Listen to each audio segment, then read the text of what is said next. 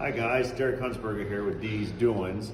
Today we're going to go over my Chevy Express 3500. It's a 2009. It's got a 6.0 liter gas engine and got some troubleshooting codes flying up in it.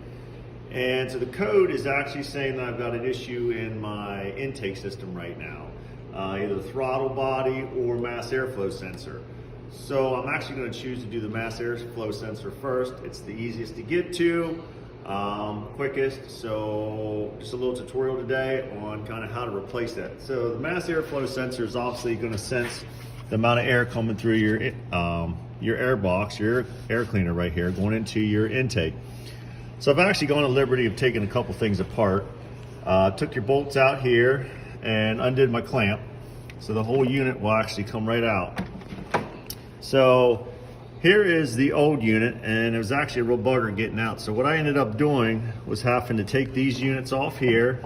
So I just kind of unscrewed everything. It all kind of pops off real nice. You just undo these bands. I just kind of popped it off. If you look down in here real nice, you can see it in there. And it was stuck in there. I had to stick a screwdriver in there with a hammer and tap it and pop it out. So I got the old one loose. So it just pops out right like this. And I got a new one here. So I usually use advanced auto for my auto parts needs.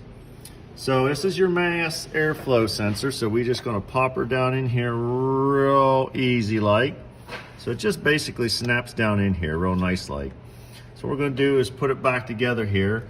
So before I put it back together, I just want to show you guys how this clip goes here, because it can be a real bugger to get off.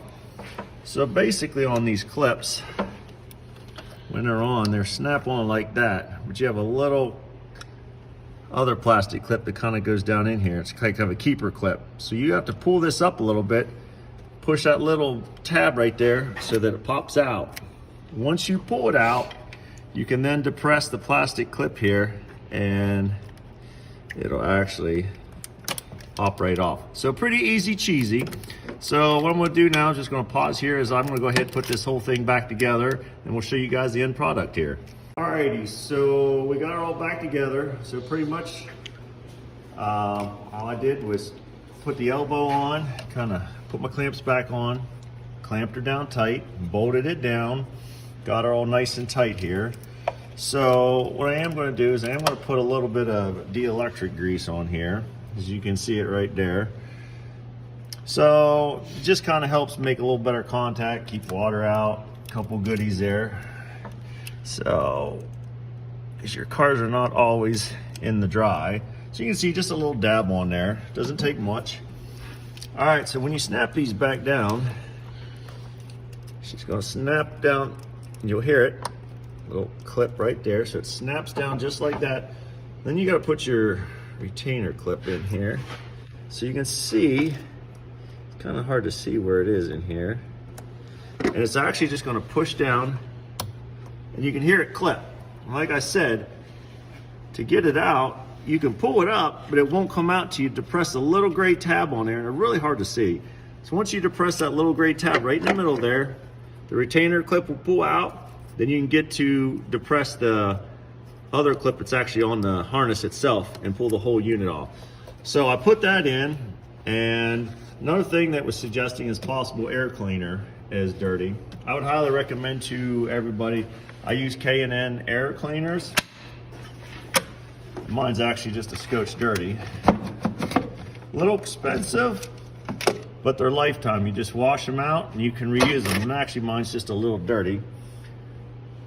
Breathes much better for your engine. Engine's running off air and fuel. So if you want to starve it for air, you just burn more fuel. So like I said, mine's just a little dirty. K&N makes a product that you spray it, cleans all the grease off, you wash it with hot water, and then when it's dry, spray it with their oil, put it back together, boom, you're good to go. So I highly recommend K&N air filters. So what we're going to do is we're going to put it all back together here, and then I will put my scanner back on it, fire the car up, and I will see what the computer says. So let me get this on here. Get your air cleaner cover on there, maybe. Just like that. Slap your clips on. And a done deal. And that's kind of it. Kind of basic, real easy. Replacing mass airflow sensor. Anybody can do it. There's not a whole lot to it. Basic tools. Some screwdrivers. A couple basic tools. You can get a lot of stuff off Harbor Freight's a good place to get some cheap hand tools for doing small stuff like this. And there you have it. Mass airflow sensor replaced on a 2009 Chevy Express.